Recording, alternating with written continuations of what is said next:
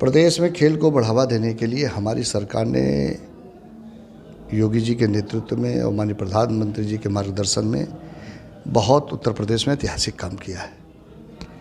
खेलों को बढ़ावा देने के लिए पहली बार हमारी सरकार ने जो हमारे पदक विजेता खिलाड़ी होते थे, राष्ट्रीय और अंतर्राष्ट्रीय खेलों में खेलकर पदक जीतते थे, स्वर्ण पदक, कांस्य पदक, रजत पदक जीत के आते थे, उनको सरकारी सेवा योजना में नौकरी की कोई व्यवस्था नहीं थी। जबकि इसी देश में पंजाब में, हरियाणा में, बिहार में, राजस्थान में नौकरी देने की व्यवस्था थी।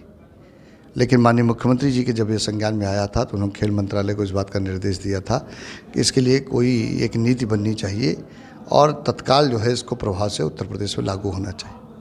मुझे आज बताते हुए प्रसन्नता और खुशी इस बात की है कि माननीय मुख्यमंत्री जी के प्रेरणा से उत्तर प्रदेश खेल मंत्रालय ने एक प्रस्ताव लाया कि ऐसे पदक विजेता खिलाड़ी जिन्होंने देश का नाम किया, प्रदेश का नाम रोशन किया, हम सब गर्वान्वित हो रहे थे, गर्व अनुभूति कर रहे थे, उन सब को क्लास 2 के पद पे जो लोक सेवा आयोग की परिधि के होंगे, लोक सेवा आयोग की परिधि के से बाहर करके सीधी भर्ती के माध्यम से रोजगार दिया जाएगा। यह प्रस्ताव कैबिनेट में लाकर उसकी मंजूरी हुई। मंजूरी के बाद उसका विज्ञापन निकला। विज्ञापन के बाद लोगों ने आवेदन प्रारंभ किया और 2 खिलाड़ी, एक ललित उपाध्याय जो हॉकी के खिलाड़ी थे, उनको डिप्टी एसपी के पद पर हमारी सरकार ने नौकरी दिया।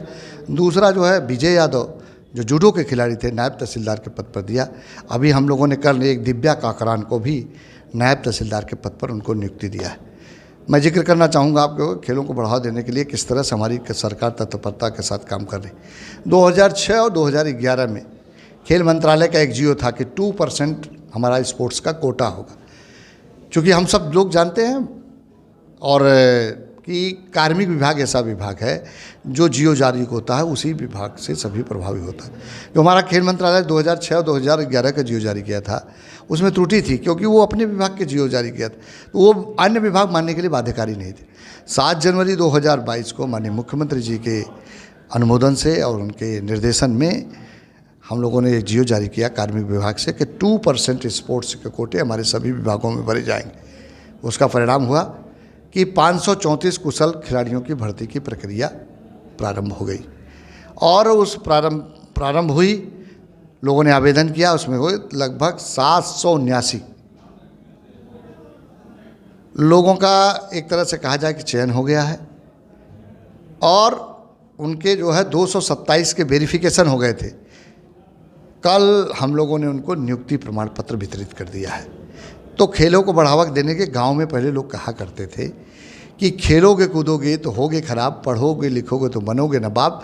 और मोदी योगी की सरकार ने इस परिभाषा को बदल दिया है कि खेलोगे कूदोगे तो भी मिलेगा रोजगार। इस दिशा में हमारी केंद्र और प्रदेश की सरकार ने कदम उठा।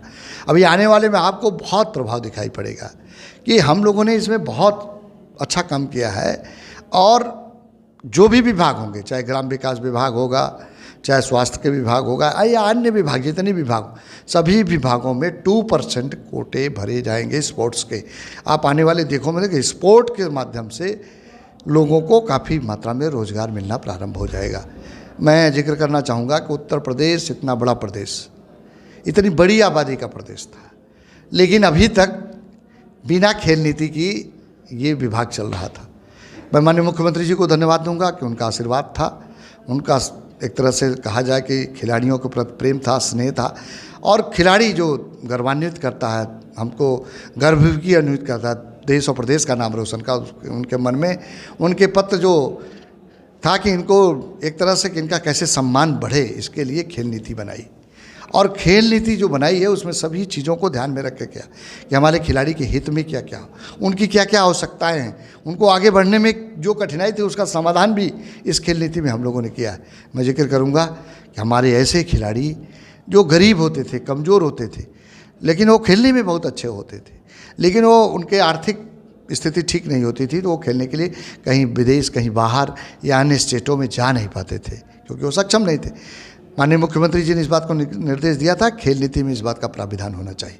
तो हम लोगों ने खेल नीति में एकलव्य क्रीड़ा कोष का गठन किया और एकलव्य क्रीड़ा कोष से हमारी सरकार ऐसे खिलाड़ियों को जो गरीब होंगे, कमज़ोर होंगे, उन सब को आर्थिक मदद देकर खेलने के लिए भेजने का काम हमारी सरकार ने प्रारंभ कर दिया है। इसी के साथ साथ ऐसे खिलाड़ी हमारे जो खेलने के लिए जाते हैं, कहीं दुर्घटनाग्रस्त हो जाते हैं, तो उनको 5 लाख रुपए के इलाज की भी व्यवस्था भी एकलव्य क्रीड़ा कोष में हम लोगों ने किया है। और उसी के साथ साथ हम भारत सरकार की तर्ज पर, भारत सरकार में जैसे खेल विकास प्राधिकरण है, उसी तरह से उत्तर प्रदेश में भी खेल विकास प्राधिकरण बनेगा। इस खेल नीति में हम लोगों ने किस बात पीपीपी मॉडल पर हम हर विकास खंड में खेल की सुविधाएं देने जा रहे हैं। कि हर विकास खंड में हमारा एक मिनी स्टेडियम होगा और वहाँ जैसे हमारा युवा खेल से जुड़ सके और आगे बढ़ सके, क्योंकि उसके लिए निश्चित रूप से इंफ्रास्ट्रक्चर की आवश्यकता, उसके बीच प्रतिस्पर्धा खिलाड़ी के लिए आवश्यक होता है। ज़्यादा से ज़्यादा प्रतिस्पर्धा हो, ज़्यादा से ज़्यादा उसको अवसर मिले, तभी प्रतिभाएं निकल के आती। हमारी सरकार का ये प्रयास है ज़्यादा से ज़्यादा उनको अवसर मिले, उनके बीच प्रतिस्पर्धा हो और उनको जो है आगे बढ़ने का मार्ग प्रशस्त हो सके। तो